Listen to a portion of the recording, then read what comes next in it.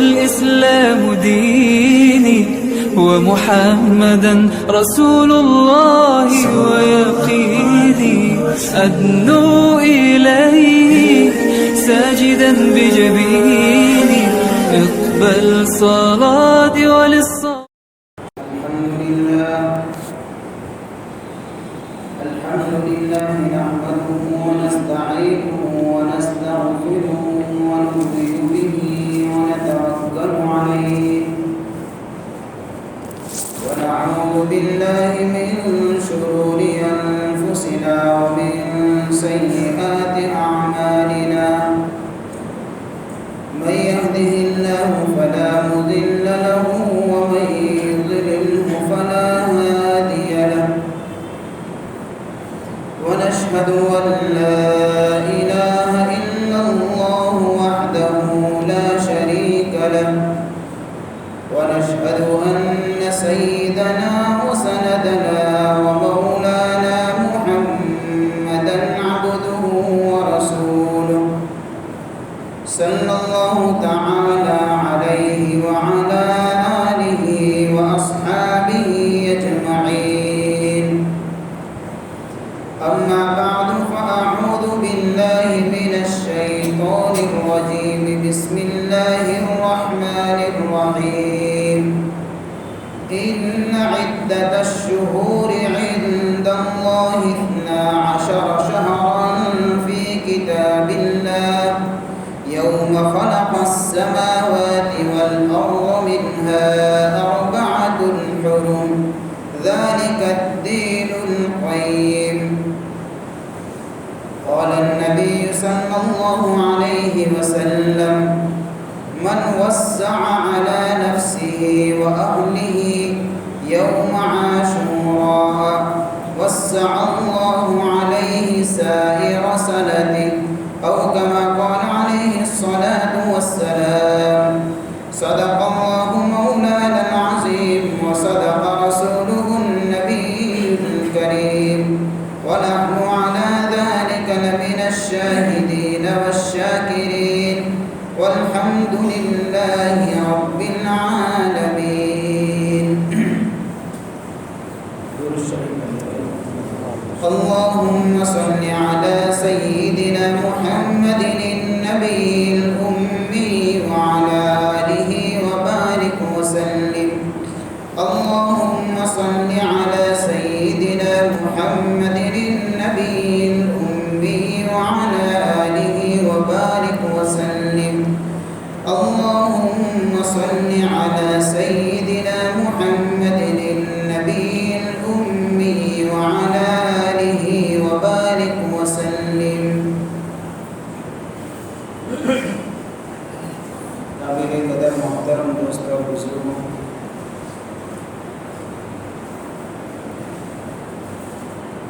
اللہ تعالیٰ سے دعا کرے کہ اللہ یہ جو نیا سال شروع ہوا ہے 1443واں سال ہے، یعنی حضور پاک صلی اللہ علیہ وسلم نے جو مکہ سے مدینہ کی طرف ہجرت فرمائی تھی اس کی 1443واں سال یعنی چل رہا ہے. اتنے سال ہو چکے. اس لیے اللہ سے دعا کرے کہ اللہ تعالی ہم سب کے لیے پورا سال خیر والا بنائے، عافیت والا بنائے، برکتوں والا بنائے، رحمتوں والا بنائے اور دینی اعتبار سے ترقی کا ذریعہ اس کو بنائے. یہ اصل ہے سال کے ابتدا میں ان عزائم کو تازہ کرنا.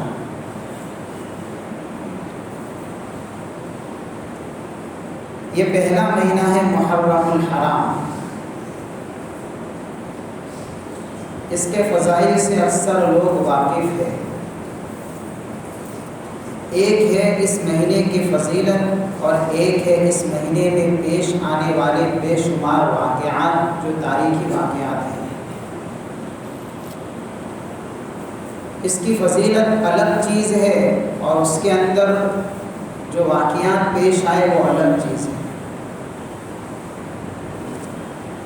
ایسا نہیں ہے کہ اس مہینے میں صرف حضرت حسین رضی اللہ تعالیٰ عنہ کی شہادت کا ہی واقعہ پیش آیا ہے، ایسا نہیں ہے۔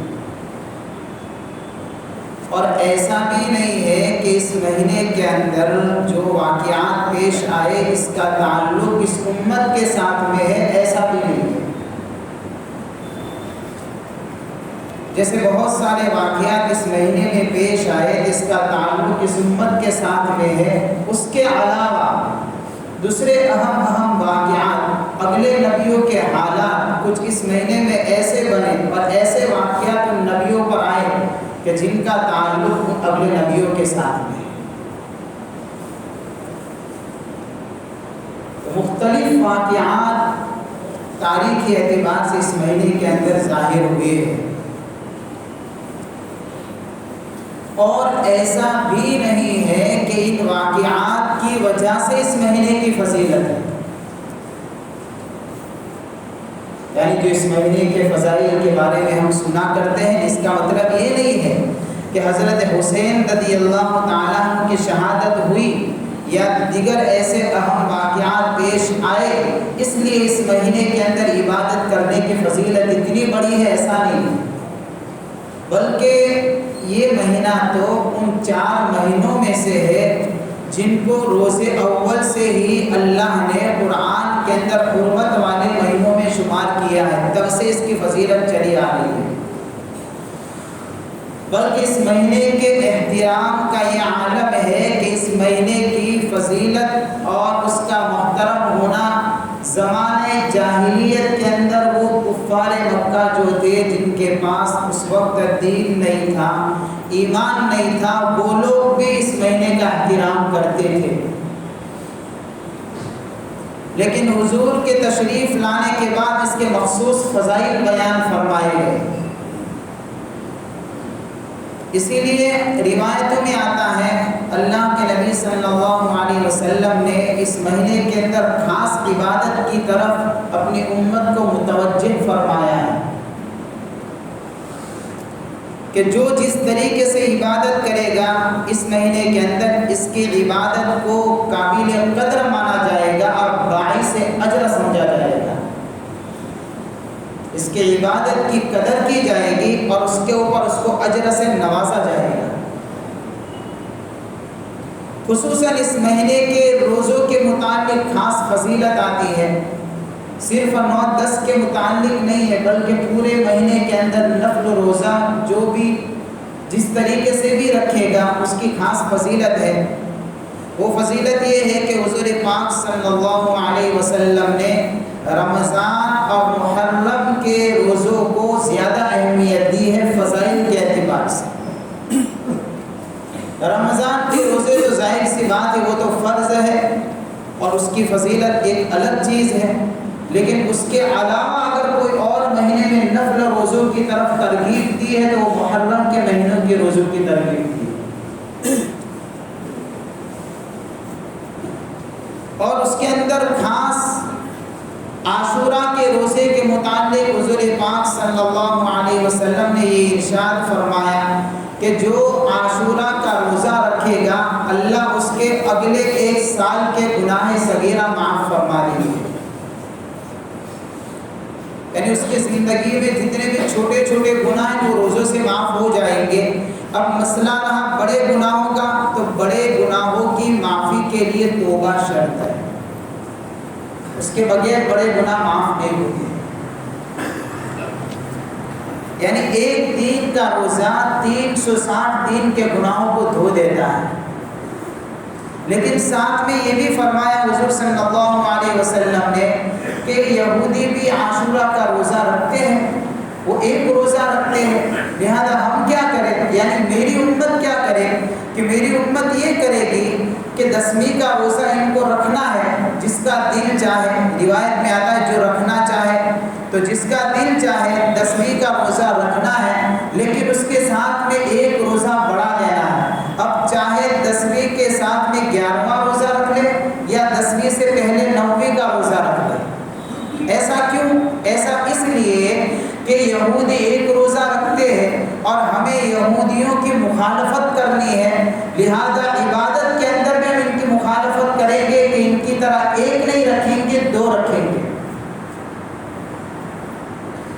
روایت کو سامنے رکھ کر ایک بات سمجھے کہ جب عبادت کا مسئلہ آیا تو اس میں بھی اللہ کے نبی نے یہودیوں کی مخالفت کا حکم فرما دیا. تو جہاں معاشرت اور معاملات کا مسئلہ آتا ہو اور وہاں پر اگر ہماری قوم کے اندر یہودی فیشن اور یہودیوں جیسی موافقت پیدا ہو جائے تو پھر کیسے گوارا کی جائے گی؟ جب عبادت میں منع ہے تو پھر معاشرت اور معاملات کے اندر کتنی سخت یہ چیز منع ہوگی اور کتنی سخت خطرناک چیز ہوگی. لیکن ہوتا کیا ہے کہ ہم عبادت میں تو یہود کی مخالفت کر رہے ہیں، لیکن ہماری لائف اسٹائل، فیشن پرستی اور جینے کے جو طرز زندگی ہے وہ کچھ ایسا ہی ہے جو مغربی کلچر سے ملا ہوتا ہے. یہ مغربی کلچر یہ یہودی کلچر ہے جو اسی پر عام طور پر ہمارا چلنا ہوتا ہے. جب عبادت میں مخالفت ہے تو ظاہر سی بات ہے اس میں تو بدرجہ اولا مخالفت ہونی چاہیے. اللہ ہمیں صحیح سمجھ عطا فرمائے. تو مختلف فضائل ہیں. ایک روایت میں آتا ہے حضرت عائشہ صدیقہ رضی اللہ تعالیٰ عنہ راوی ہے، وہ فرماتی ہے کہ جب رمضان کے روزے فرض نہیں ہوئے تھے تو اس وقت لوگ اس مہینے کے اور عاشورہ کا روزہ رکھا کرتے تھے، یعنی صحابہ کرام اور حضور. اور اس مہینے کے اندر یعنی عاشورہ کے دن بیت اللہ کا غلاف بھی بدلا جاتا تھا. یہ گویا کہ خاص فضیلت ہے اس میں.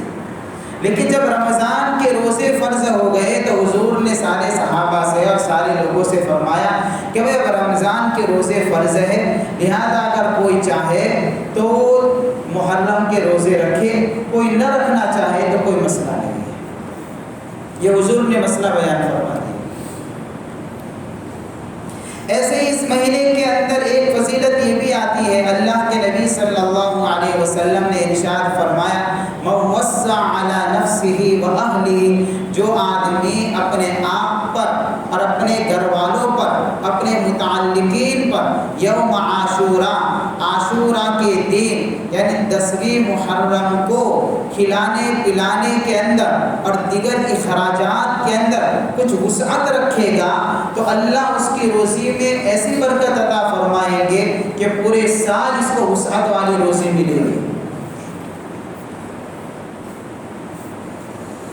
تو 10ویں کے دن اچھا کھانا، اچھا پہننا اور دیگر اخراجات کے اندر کچھ وسعت رکھنا یہ صحیح ہے. لیکن حدیث کے اندر غور کرے، اللہ کے نبی نے یہ نہیں فرمایا کہ اس طریقے سے سرعام وسعت کرے، بلکہ یہ فرمایا ہے کہ اپنے اوپر، اپنے گھر والوں پر یعنی گھر کے اندر وسعت کرے. اب اس حدیث کو صحیح نہ سمجھنے کی وجہ سے اس طریقے سے یعنی وسعت کے نام پر رسومات اور رواج نے ایسا جنم لے لیا اور لوگوں کے اندر ایسی چیزیں آ گئی کہ وہاں پر اگر اس کی جگہ پر اتنے پیسوں کے بدلے میں کسی غریب کی مدد کی جاتی تو اس کی زندگی کے کئی مسائل حل ہوتے. وسعت کا مطلب ہرگز یہ نہیں ہے کہ دیگ چڑھائی جائے اور شاندار پکوان پکائے جائے اور سرعام کھلایا جائے، ہرگز یہ مطلب نہیں ہے. اللہ معاف فرمائے اور ہمارے قوم کے اندر اللہ دین کی صحیح سمجھ اور صحیح فہم عطا فرمائے. محرم کے نام پر ایسی رسومات نے جنم لے لیا ہے کہ حضرت عبداللہ بن مسعود رضی اللہ تعالیٰ عنہ نے ایک مرتبہ اپنے شاگردوں سے فرمایا. کتنا سنگین مسئلہ ہے، ہم سمجھیں اس کو. اپنے شاگردوں سے فرمایا کہ اس وقت تمہارا کیا حال ہوگا جب لوگوں کے اندر فتنہ جڑ پکڑ لے گا، سرایت کر جائے گا، ان کی زندگی کے اندر فتنہ مضبوطی سے بیٹھ جائے گا. کتنا مضبوط ہوگا وہ فتنہ؟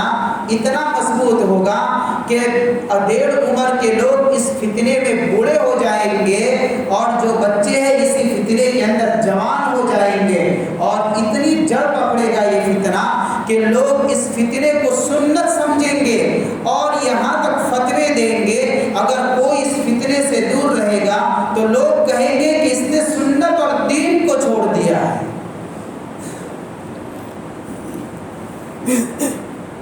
یہ کب ہوگا؟ یہ اس وقت ہوگا جب امت میں صحیح علماء، صحیح رہبری کرنے والے نہیں ہوں گے، سچائی اور حقیقت لوگوں کے سامنے بیان کرنے والے نہیں رہیں گے، اور امت کی قیادت ایسے لوگوں کے ہاتھ میں آ جائے گی جن کے اندر علم نام کی چیز نہیں ہوگی، وہ جہالت میں ڈوبے ہوں گے۔ یہ میں اپنی بات نہیں کرتا، حضرت عبداللہ بن مسعود رضی اللہ تعالیٰ عنہ نے اپنے شاگردوں سے یہ بات آج سے کئی سال پہلے فرمائی تھی۔ ایک روایت میں آیا، اللہ کے نبی صلی اللہ علیہ وسلم نے فرمایا لَيَأْتِيَنَّ عَلَى النَّاسِ زَمَانٌ يَكُونُ هِمَّةُ أَحَدِهِمْ بَطَنَهُ۔ اللہ کے نبی صلی اللہ علیہ وسلم نے فرمایا ایک زمانہ لوگوں پر ایسا آئے گا کہ لوگوں کا مقصد ان کا پیٹ ہو جائے گا، پیٹ کے خاطر لوگ نہ حلال دیکھیں گے نہ حرام دیکھیں گے، ہر چیز کو ہضم کرنے کی کوشش کرتے چلے جائیں گے، اور دوسری بات یہ فرمائیں کہ خواہش پرستی کو وہ دین سمجھ لیں گے۔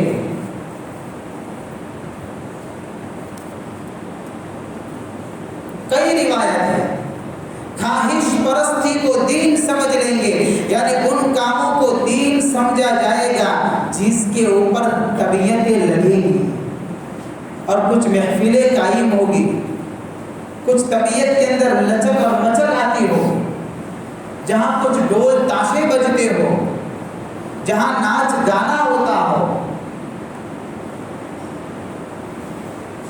کیا یہ دین کبھی ہو سکتا ہے؟ سب سے بڑا سوال ہے۔ کہ اللہ کے نبی صلی اللہ علیہ وسلم نے نہیں فرمایا حدیث کے اندر کہ مجھے تو میوزک کو مٹانے کے لیے بھیجا گیا ہے؟ حضرت حسین رضی اللہ تعالیٰ عنہ کی شہادت کے عظیم واقعے کو بنیاد بنا کر نواسہ رسول کو بنیاد بنا کر ان کے نام پر ڈول پیٹے جائے، یہ کبھی دین نہیں ہو سکتا۔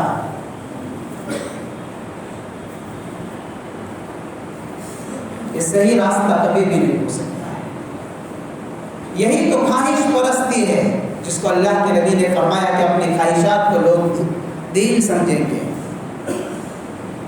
ہاں، کہ ان خواہشات کے اوپر اس فطرے کو چھوڑ کر جو چلنے والا ہوگا اس کے بارے میں فتویٰ دیا جائے گا کہ اس نے حق کو چھوڑ دیا ہے۔ ہزاروں روایت موجود ہے کتاب الفتن کے اندر، گہری نگاہ سے دیکھا جائے تو آج ہمارے سماج میں، ہمارے معاشرے کے اندر ایسے رسومات نے جنم لے لیا ہے۔ دین سے دوری کا نتیجہ ہی پیدا ہو چکا ہے۔ دین کا صحیح علم نہ ہونے کی وجہ سے یہ چیز پیدا ہو چکی ہے۔ امت کی صحیح قیادت نہ ہونے کی وجہ سے یہ چیزیں پیدا ہو چکی ہے کہ اگر کوئی صحیح عالم دین، کوئی مسجد کا امام نرمی کے ساتھ میں اگر ان کو سمجھائے کہ بھائی اس کو دین نہیں کہیں گے، تو لوگوں کے دلوں کے اندر کچھ ایسا جنون طاری ہوتا ہے کہ پھر یا تو مرنے اور مارنے کے لیے تیار ہو جاتے ہیں۔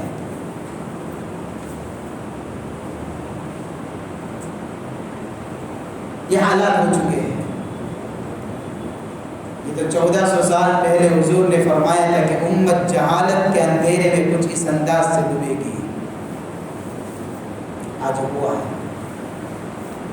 یہ بات الگ ہے کہ حضرت حسین رضی اللہ تعالیٰ عنہ کا واقعہ جو اس مہینے میں شہادت کا جو واقعہ پیش آیا، خاندان رسول کو میدان کربلا میں جو تڑپایا گیا ہے، اور اس روئے زمین نے وہ منظر دیکھا ہے کہ تاریخ کے اندر ایسی مظلوم شخصیتیں بہت کم نظر آتی ہیں۔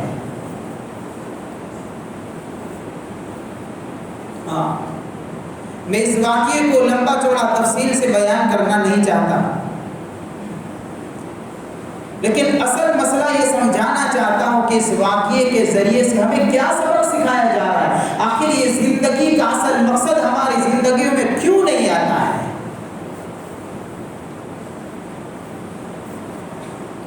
شہادت حسین سے جذبہ حسینی کیوں پیدا نہیں ہوتا ہے؟ حضرت حسین کے نام پر جب ہم لوگوں کو کھلا سکتے ہیں تو میدان عمل کے اندر آخر ہماری قوم کہاں سو جاتی ہے؟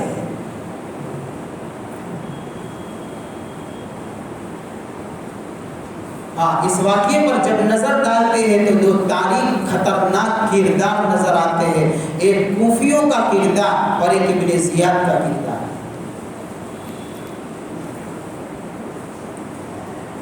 خطوط لکھے جاتے تھے حضرت حسین کے نام پر۔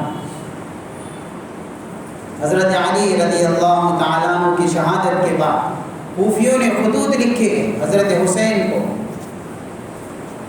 کہ آپ تشریف لائے، آپ کے ہاتھ پر ہم بیعت کریں گے، حضرت علی کے آپ کے والد گرامی کے خون کا بدلہ لیا جائے گا اور آپ کو ہمارا سردار مقرر کریں گے اور ہماری پوری قوم آپ کے پیچھے چلے گی اور آپ کے والد گرامی کا جو مشن ادھورا رہ گیا ہے اس کی تکمیل کے اندر ہم آپ کے کندھے سے کندھا ملا کر ہم آپ کے ساتھ میں کھڑے رہیں گے۔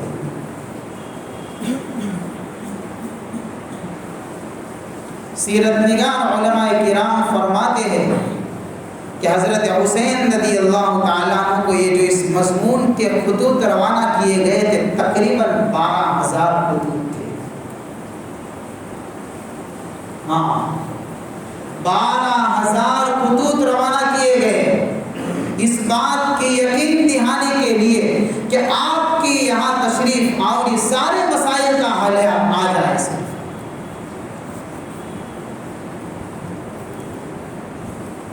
لیکن جب دلوں کے اندر اندھیر نگری چھا جائے، بے وفائی کا جام ہی جب کسی قوم نے پی لیا ہو، جس نے سیاست گندے طریقے سے کھیلنا ہی سیکھ لی ہو،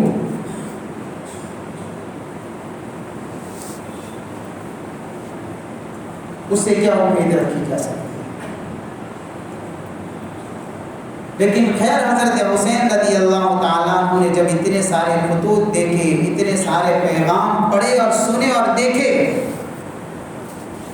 حضرت مسلم بن عقیل سے فرمایا کہ جائیے حالات کا جائزہ لیجیے، وہاں کے لوگوں کا مزاج واقف کریے، دیکھیے یہ پیغام پہنچانے والے، یہ محبت علی کے نعرہ دینے والے ہیں،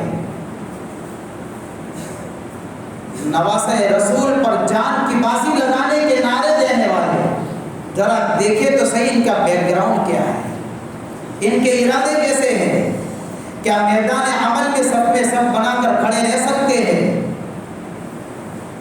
جا کر دیکھو۔ مسلم بن عقیل سے فرمایا اپنے جانثار سچے ساتھی سے۔ حضرت مسلم بن عقیل رضی اللہ تعالیٰ عنہ جب روانہ ہوتے تو ان کے ساتھ میں ان کے 2 معصوم بچے کھڑے ہو گئے کہ ہم بھی چلیں گے ساتھ میں۔ منع کرنے کے باوجود اصرار کر رہے، بچے ہیں بھائی، ابا جا رہے ہیں، تو جیسے ہمارے ساتھ میں ہمارے بچے ہو جاتے ہیں تو بہت سی مرتبہ بچے کا اصرار اتنا مضبوط ہوتا ہے کہ پھر باپ منع نہیں کر سکتے، مجبوراً ساتھ میں لینا پڑا۔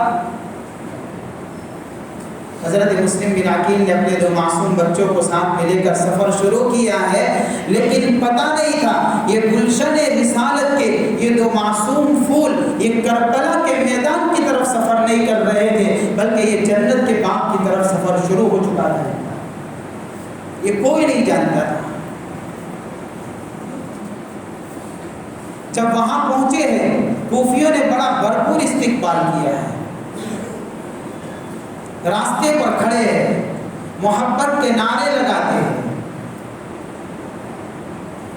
ہر چیز کی تیاری دکھا رہے ہیں، لیکن ایک طرف حضرت علی کی شہادت، اس کے بعد سیاست کا گندا کھیل کھیلنے کا ارادہ کر چکے تھے یہی لوگ، کربلا کی پوری تاریخ کوفیوں کے ارد گرد گھوم رہی ہے۔ یہ 12,000 خطوط کے چاروں طرف کربلا کا واقعہ پھیلا ہوا، یہ ابتدا ہے۔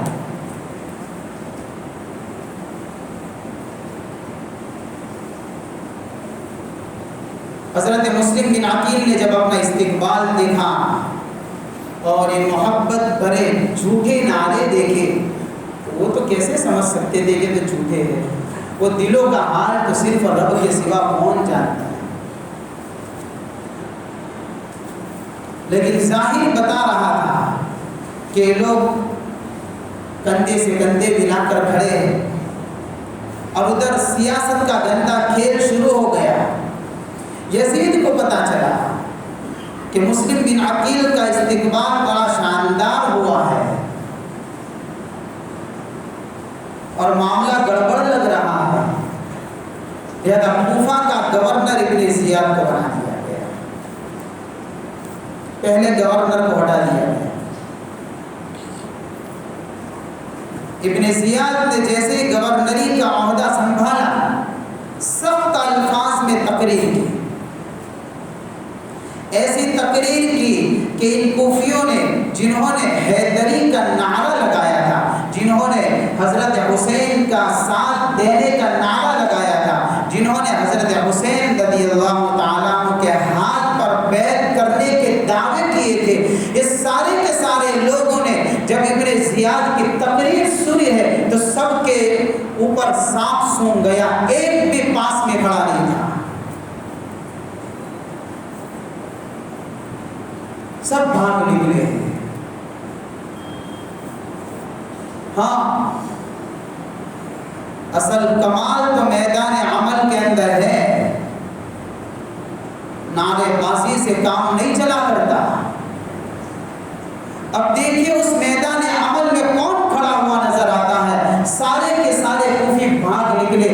یہ صرف حضرت مسلم بن عقیل ہے اور 2 معصوم بچے ہیں، ان کے قتل کا فرمان جاری کرتا ہے ابن زیاد، جو بنا دے گا اس کو بھی مارا جائے گا۔ ابن زیاد نے حضرت مسلم بن عقیل رضی اللہ تعالیٰ عنہ کے 2 معصوم بچوں کو قتل کر دیا، شہید کر دیا۔ ہاں، یہ گلشن رسالت کے سب سے پہلے 2 پھول تھے جن کا خون کربلا کے میدان میں بہا ہے، باقی پورا میدان خالی نظر آیا ہے۔ یہی ایک دن ملا ہم کو حضرت حسین کو یاد کرنے کا، باقی 360 دن کہاں چلے گئے ہمارے؟ اصل محبت اور اصل وفاداری تو وہ ہے کہ جذبہ حسینی کو زندہ رکھ کر پورے سال اس پر چلا کرے۔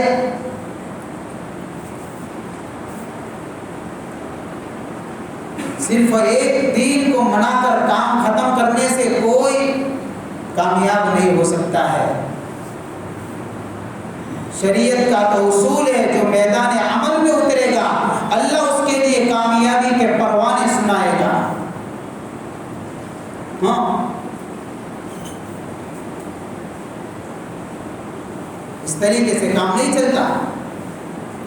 حضرت مسلم بن عقیل نے جب اپنا بے مثال استقبال دکھا تھا تو اس وقت تخت روانہ کر دیا تھا حضرت حسین کو کہ حضرت تشریف لائیے، حالات سازگار ہے۔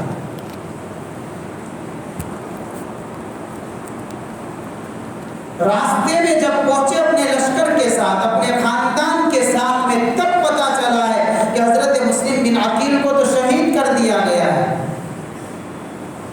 جب حضرت حسین مدینہ سے روانہ ہوئے تو حضرت ابن عباس اور دیگر سینکڑوں صحابہ نے حضرت حسین کو روکا کہ حضرت مت جائیے، سفر مت کریے، ان کا بھروسہ نہیں۔ حضرت حسین رضی اللہ تعالیٰ عنہ سارے صحابہ کو ایک ہی جواب دیتے ہیں کہ میں ارادہ کر چکا ہوں، میں نے فیصلہ کر دیا ہے، میں سفر کروں گا۔ یہ کیا ہے؟ یہ حضرت حسین رضی اللہ تعالیٰ عنہ کا یہ جملہ بتا رہا ہے کہ جب اللہ کی تقدیر غالب آ جاتی ہے تو پھر بندے کی تدبیر کام نہیں کیا کرتی۔ ہاں واللہ غالب علی امرہ ولکن اکثر الناس لا یعلمون. اللہ فرماتے ہیں اللہ اپنے فیصلوں پر غالب رہتا ہے لیکن اکثر لوگ خدا کے فیصلے کو سمجھ نہیں سکتے. حضرت حسین رضی اللہ تعالیٰ عنہ نے فیصلہ فرما دیا کہ میں میدان کربلا کا سفر کروں گا. کیا یہ فیصلہ حضرت حسین کا نہیں تھا، یہ رب کی تقدیر تھی. حضرت یوسف علیہ السلام کے بھائیوں کا فیصلہ کچھ اور تھا لیکن رب کا فیصلہ کچھ اور تھا. قرآن نے بیان فرما دیا کہ روئے زمین پر رہنے والے جتنے بھی لوگ ہیں سارے کے سارے لوگ اگر اہل حق کے خلاف ناپاک تدبیریں کریں گے، ناپاک سازشیں کریں گے، لیکن ایک بات ہمیشہ یاد رکھا کرے کہ ناپاک سازشوں کو توڑنے کے لیے رب کا ایک فیصلہ ہی کافی ہے. اللہ کے فیصلے کے سامنے بندوں کی تدبیر نظر کام نہیں کیا کرتی، بلکہ اگر نبی بھی تدبیر کریں گے اور رب کی طرف سے تقدیر الگ ہے تو نبی کی تدبیر بھی کام نہیں کرے گی. ہاں حضرت ابراہیم علیہ السلام نے اپنے بیٹے حضرت اسماعیل علیہ السلام کے گلے پر چھری پھیرنے کا فیصلہ فرما دیا. کیا ہوا؟ باپ کا فیصلہ بیٹے کے لیے چلا، جبکہ یہاں تو دونوں نبی ہیں اور یہ تو اللہ کا حکم پورا کرنے جا رہے ہیں. یہ کوئی سازش نہیں تھی، یہ تو رب کا حکم تھا. لیکن اللہ نے فرما دیا کہ ایک تدبیر بندہ کرتا ہے اور ایک فیصلہ اللہ کا ہوتا ہے. ہمیشہ اللہ کا فیصلہ بندے کے فیصلے پر غالب آ جاتا ہے. اس لیے بندہ کبھی رب کی تقدیر کے سامنے جیت نہیں سکتا ہے. اس لیے تو ہم نے ایمان پڑھا ہے نا بھائی، بالقدر خیرہ و شرہ من اللہ. تقدیر اس کو کہتے ہیں، یہ تقدیر ہے جس پر ہمارا ایمان ضروری ہے.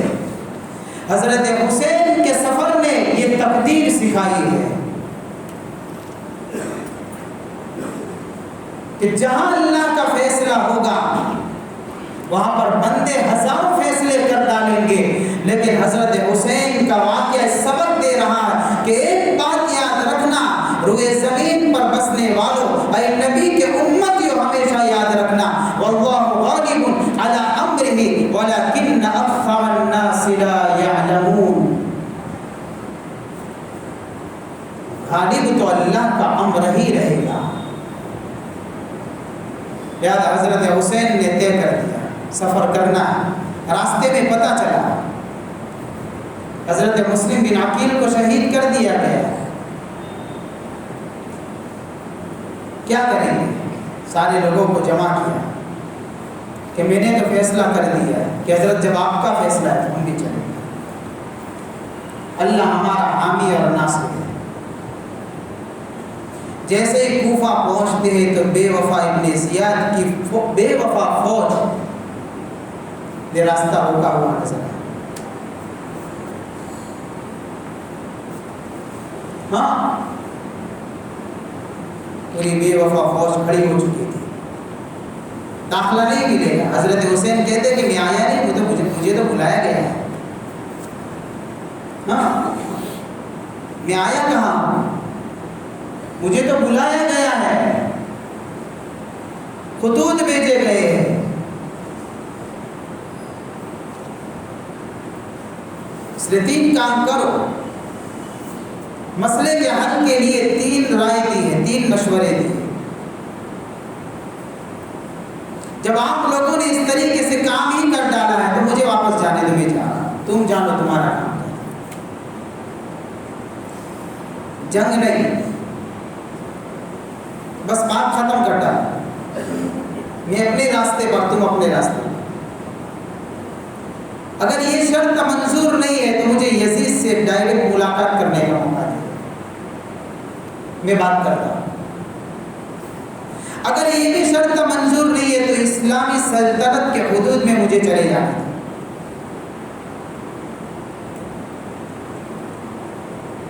لیکن جب دلوں پر بے وفائی کی مہر ہی لگ گئی ہو، جس کی ابتدا ہی بے وفائی سے ہوئی ہو، جس نے نعرے ہی جھوٹے دیے ہو، اس کو یہ سارے شرائط کہاں سمجھ میں آنے والے ہیں؟ تینوں میں سے ایک بھی نہیں مانا، نہ فوج مانی نہ ابن زیاد مانا، اور یہیں سے پھر ظلم کی داستان کو دہرایا گیا۔ حضور پاک صلی اللہ علیہ وسلم کے خاندان کے اوپر اس طریقے سے ظلم کی داستان رقم کی گئی، اور خاندان رسول کا خون کچھ اس انداز سے بہایا گیا کہ تاریخ نے ایسی مظلوم شخصیتیں بہت کم دیکھی، اور خاندان رسول نے سبق سکھایا، ہاں بتایا، رہتی دنیا تک بتایا کہ جو رب کے بندے ہوتے وہ باطل کے سامنے جھکا نہیں کرتے، جو ایمان والے ہوتے ہیں، جو توحید والے ہوتے ہیں، ان کے سر صرف رب کے سامنے جھکتے ہیں، بندوں کے سامنے کبھی جھک نہیں سکتے، کٹ تو سکتے ہیں، نہ مسجد میں نہ مندر میں نہ بیت اللہ کے دیواروں کے سائے میں، نہ مسجد میں نہ مندر میں نہ بیت اللہ کے دیواروں کے سائے میں نماز عشق ادا ہوتی ہے، تلواروں کے سائے میں، یہ سبق سکھایا۔ ہاں وہ ایک سجدہ جسے تو گرا سمجھتا ہے، بوجھ لگتا ہے یہی ایک سجدہ، وہ ایک سجدہ جسے تو گرا سمجھتا ہے، ہزار سجدوں سے دیتا ہے آدمی کو نجات، کیا یہ یقین نہیں؟ کہ کربلا کا سب سے بڑا سبق نہیں ہے کہ حضرت حسین رضی اللہ تعالیٰ نے اپنی گردن کٹا کر امت کو یہ پیغام نہیں سنایا، قل ان صلاتي ونسكي ومحياي ومماتي لله رب العالمین، نبی کے ماننے والوں کو بتا دو میری نماز، میری قربانی، میری زندگی اور میرا مرنا صرف رب العالمین کے لیے ہے۔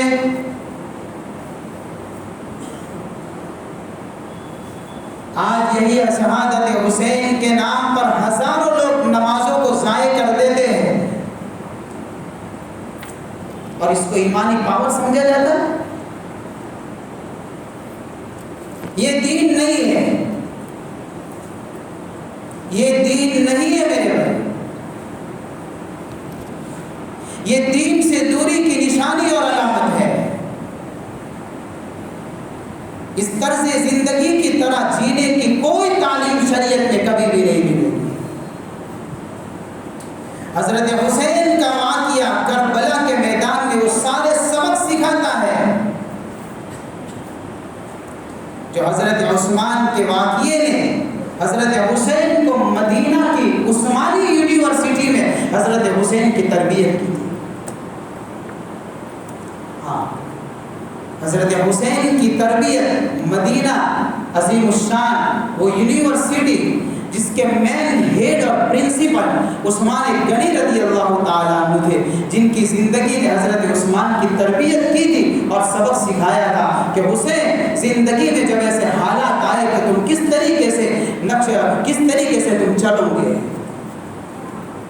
سکھایا ہے۔ حضرت عثمان رضی اللہ تعالیٰ عنہ کو دیکھا حضرت حسین نے کیا دیکھا کہ مدینہ کے اندر منبر رسول پر کھڑے خطبہ دے رہے، حال یہ کہ حضرت عثمان زخمی ہے۔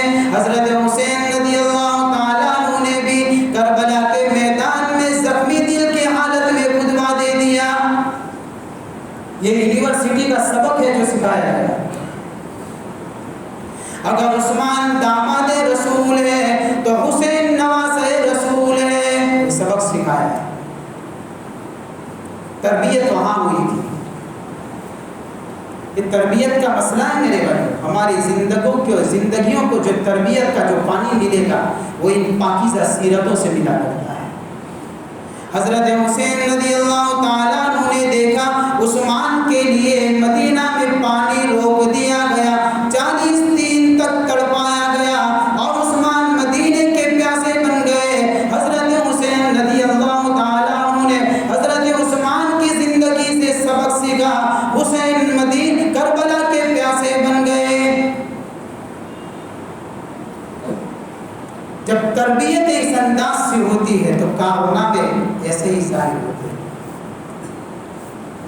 حضرت حسین رضی اللہ تعالیٰ عنہ نے دیکھا حضرت عثمان رضی اللہ تعالیٰ عنہ خون میں ڈوبے ہوئے ہیں، قرآن کی تلاوت کر رہے ہیں. حضرت حسین رضی اللہ تعالیٰ عنہ بھی خون میں تڑپ رہے ہیں، اللہ کے کلام کو ہاتھ سے نہیں چھوڑا. ہزاروں اسباق ہے جو ہمیں سنانا مقصود ہے. ہم کیا کریں گے کہ ہم زندگی کے اندر جذبہ حسینی پیدا کریں گے. نعرہ حسینی سے کوئی جنت میں نہ جا سکتا ہے نہ گیا ہے. بڑی لمبی تاریخ ہے، لمبا واقعہ ہے. مجھے تو صرف اتنا بتانا مقصود ہے کہ حضرت حسین کا واقعہ یہ سکھا رہا ہے قل ان صلاتی ونسکی ومحیای ومماتی للہ رب العالمین. توحید کے علم بردار کبھی باطل کے غلامی کو قبول نہیں کیا کرتے. جب بھی حالات بگڑے ہیں ایمان اور توحید کے ماننے والوں نے اپنی گردنیں تو کٹائی ہے لیکن باطل کے سامنے گردنیں کبھی جھکائی نہیں ہیں. یہ ایمانی پاور پیدا کرنا اصل ہے. ہاں اللہ تعالیٰ ہم سب کی زندگیوں کے اندر وہ جذبہ حسینی پیدا فرمائے، عمل کی توفیق عطا فرمائے. وآخر دعوانا الحمدللہ رب العالمین.